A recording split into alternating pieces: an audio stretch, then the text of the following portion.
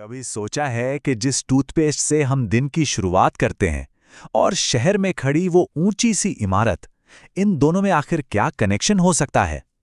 सुनने में थोड़ा अजीब लगता है ना? लेकिन इसका जवाब हमारी जिंदगी में हमारे चारों तरफ ही छिपा है।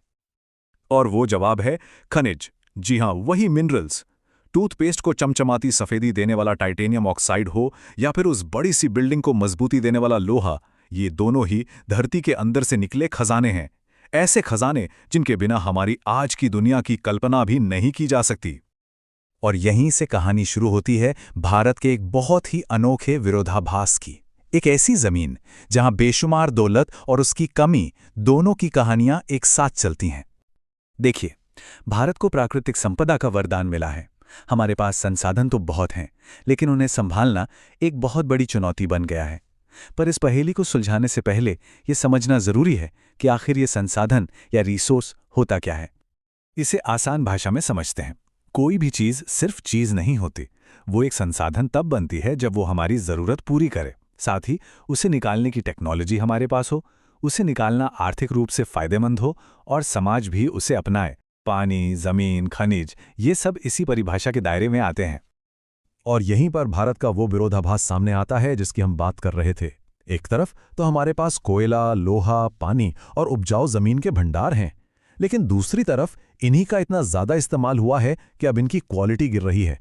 इनका बंटवारा भी सबके लिए बराबर नहीं है और जिस तरह से हम इन्हें इस्तेमाल कर रहे हैं वो हमारे भविष्य को ही दांव पर लगा रहा है। इसी को कहते हैं प्रचुरता का विरोधाभास, यानी सब कुछ होते हुए भी एक संकट का सामना करना। इस विरोधाभास को और गहराई से समझने के लिए चलिए शुरुआत करते हैं उस सबसे बुनियादी संसाधन से जिस पर हम सब टिके हैं, हमारी जमीन। आज भारत की जमीन और मिट्टी बहुत ज्यादा दबाव में है और ये एक बहुत बड़ी चिंता की बात है। अगर भारत की जमीन के बंटवारे को देखें तो तस्वीर काफी अच्छी दिखती है। लगभग 43% मैदानी इलाका है जो खेती के लिए बेहतरीन है, 30% पहाड़ हैं जो हमारी नदियों का स्रोत हैं और 27% पठार जो खनिजों से भरे पड़े हैं। मतलब हमारे पास हर तरह की जमीन है। लेकिन सवाल ये उठता है कि हम इसका इस्तेमाल कैसे कर रहे हैं। ये आंकड़ा देखिए, ये सच में चौंकाने वाला है। भारत में करीब करीब 13 करोड़ हेक्टेयर जमीन की गुणवत्ता बहुत ज्यादा गिर चुकी है। इसे निम्नीकृत भूमि कहते हैं। सोचिए, इतना बड़ा एरिया, ये सीधा सीधा हमारी फूड और वाटर सिक्योरिटी पर खतरा है। तो सवाल उठता है कि इतनी बड़ी बर्बादी का जिम्मेदार कौन है? जवाब है इंसानी गतिविधियां। जैसे झारखंड, छत्तीसगढ़ और उड़ीसा में माइनिंग के लिए जंगलों के जंगल साफ कर दिए गए। गुजरात और राजस्थान जैसे राज्यों में जरूरत से ज्यादा पशु चराने से जमीन बंजर हो गई।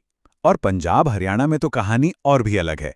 वहां खेती के लिए इतनी ज्यादा सिंचाई की गई कि मिट्टी में नमक की मात्रा बढ़ गई और उसकी उपजाऊ शक्ति ही खत्म होने लगी। जमीन के बाद अब बात करते हैं जीवन के अमृत की, पानी की। पानी भी आज एक बहुत बड़ी चुनौती बन गया है।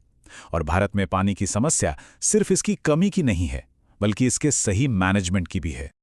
ये एक बहुत ही गंभीर चेतावनी है। एक्सपर्ट्स का मानना है कि साल 2025 तक भारत के कई बड़े हिस्सों में पानी की जबरदस्त किल्लत होने वाली है। और ये भविष्य कोई बहुत दूर नहीं है, इसके संकेत तो हमें अभी से ही मिलने लगे हैं।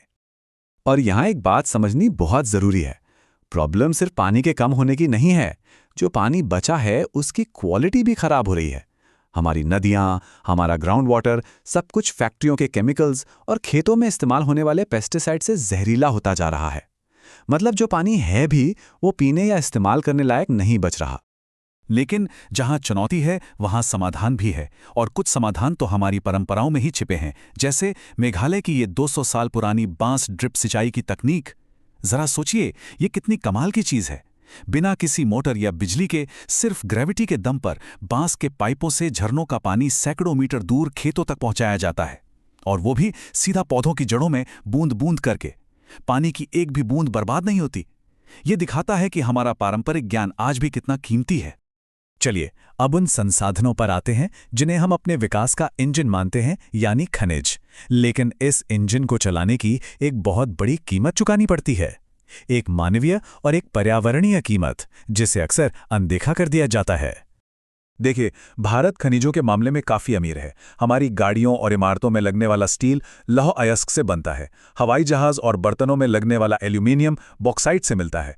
और हमारे फ़ोन और इलेक्ट्रॉनिक सामान में लगने वाला अभ्रक, ये सब देश के विकास को रफ्तार देते हैं। पर क्या हमने कभी सोचा है कि ज़मीन के नीचे से इन खनिजों को निकालने की असलियत क्या है? इसे यूं ही नहीं घातक उद्योग या किलर इंडस्ट्री का नाम दिया गया है। इस नाम के पीछे बहुत ही गंभीर और खतरनाक सच्चाइयां छिपी हैं। खदानों में काम करने वाले मजदूरों की जिंदगी हर पल दांव पर लगी होती है। खदानों के धंस जाने, उनमें पानी भर जाने या आग लगने का खतरा हमेशा बना रहता है। लगातार जहरीली धूल और धुआं से सांस लेने से उन्हें फेफड़ों की जानलेवा बीमारियां हो जाती हैं। मेघालय का रैट होल माइनिंग तो इसका एक डरावना उदाहरण है, जहां छोटी छोटी तंग सुरंगों में लोग अपनी जान जोखिम में डालकर कोयला निकालते हैं। तो इतनी सारी चुनौतियों को देखकर सवाल उठता है कि आगे का रास्ता क्या है? जवाब एक ही शब्द में है: संरक्षण। हमें अपने संसाधनों को आने वाली पीढ़ियों के लिए बचाना होगा, और इसके लिए बड़े बड़े लक्ष्यों से लेकर छोटे छोटे जमीनी आंदोलनों तक हर कोशिश कीमती है। महात्मा गांधी की ये शब्द आज शायद पहले से कहीं ज्यादा मायने रखते हैं। उन्होंने बहुत पहले ही ये कह दिया था कि ये धरती हमारी ज़रूरतें तो पूरी कर सकती है, पर हमारे लालच को नहीं। और संरक्षण का पूरा फलसफा इसी एक लाइन में छिपा है। इसी सोच से एक कॉन्सेप्ट निकला है, सतत पोषणीय विकास या सस्टेनेबल डेवलपमेंट। इसका मतलब बहुत सीधा सा है, ऐसा विकास करो कि आज हमारी ज़रूरतें भी पूरी हो जाएं और आने वाली पीढ़ियों के हिस्से के संसाधन भी बचे रहें। मतलब ऐसा ना हो कि हम आज ही सब कुछ खत्म कर दें और उनके लिए कुछ भी ना छोड़ें। ये सिर्फ एक किताबी बात नहीं, बल्कि हमारे बने रहने के लिए एक ज़रूरी शर्त है। और सस्टेनेबिलिटी का सबसे बड़ा सवाल ऊर्जा के चुनाव पर आकर टिकता है। हमारे सामने दो रास्ते हैं। एक रास्ता है कोयले और पेट्रोल जैसे परंपरागत स्रोतों का, जो एक दिन खत्म हो जाएंगे और भयानक प्रदूषण भी फैलाते हैं। और दूसरा रास्ता है सोलर और विंड एनर्जी जैसे नए जमाने के स्रोतों का, जो कभी खत्म नहीं होंगे और साफ सुथरे भी हैं। अब यह हम पर है कि हम अपने भविष्य के लिए कौन सा रास्ता चुनते हैं। और अच्छी बात यह है कि इस बदलाव की सबसे बड़ी ताकत सरकारें नहीं, बल्कि आम लोग हैं। इतिहास गवाह है, भारत में संरक्षण की सबसे असरदार कहानियां लोगों ने खुद लिखी हैं। चाहे वो पेड़ों को बचाने के लिए उनसे लिपट जाने वाला चिपको आंदोलन हो, या फिर देसी बीजों को बचाने वाला बीज बचाओ आंदोलन। जब आम लोग और समुदाय किसी चीज को बचाने की जिम्मेदारी अपने हाथों में लेते हैं, तो नतीजे हमेशा शानदार होते हैं। तो इस पूरी बातचीत के आखिर में हम एक बड़े सवाल के साथ खड़े हैं। ये सच है कि धरती पर संसाधन सीमित हैं, उनकी एक लिमिट है। लेकिन क्या इंसान की सोच, उसकी जुगाड़ करने की और नए रास्ते खोजने की क्षमता की भी कोई सीमा है? मेघालय की बांस सिंचाई से लेकर चिपको आंदोलन तक जवाब शायद नहीं में मिलता है। तो असली सवाल यह है कि हम अपने इस साझे भविष्य को बनाने के लिए कौन सा रास्ता चुनेंगे? लालच का या जरूरत का?